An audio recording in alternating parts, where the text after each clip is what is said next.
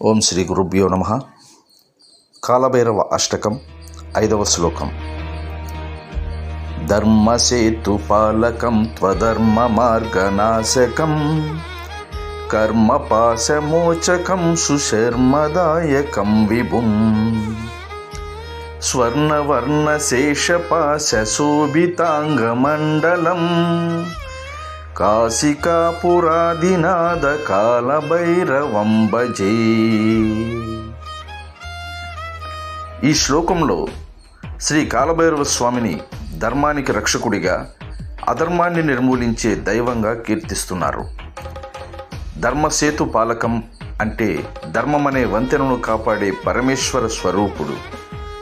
ధర్మ మార్గంలో నడిచే భక్తులను ఎల్లప్పుడూ రక్షిస్తాడు అని అర్థం. అధర్మ మార్గ నాశకం అంటే అన్యాయం, అధర్మం, దుష్టత్వాన్ని నిర్మూలించే మహాశక్తి. సత్యం చివరికి గెలుస్తుందనే నమ్మకాన్ని ఈ శ్లోకం మనకు బోధిస్తుంది. కర్మపాశ మోచకం అంటే మన గత జన్మలు, ఈ జన్మలో చేసిన కర్మల బంధనాల నుండి విముక్తిని ప్రసాదించేవాడు. భక్తితో కాలభైరవును ఆశ్రయించిన వారికి ఆధ్యాత్మిక పురోగతి కలుగుతుంది. సుశర్మదాయకం అంటే నిజమైన శాంతి, సుఖం, అభయం ప్రసాదించే దైవం.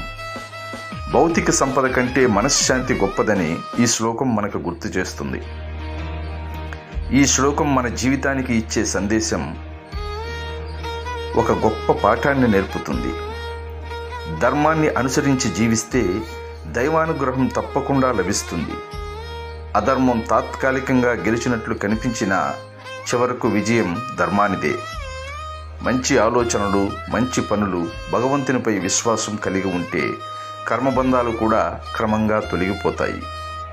ఓం కాలభైరవాయ నమః. ధర్మాన్ని ఆచరిద్దాం, కాలభైరవుని అనుగ్రహాన్ని పొందుదాం. ధర్మో రక్షతి రక్షితః. జై శ్రీరామ్. ఓం శ్రీం సద్గురుం తం నమామి. ఓం శ్రీ గురుభ్యో నమః.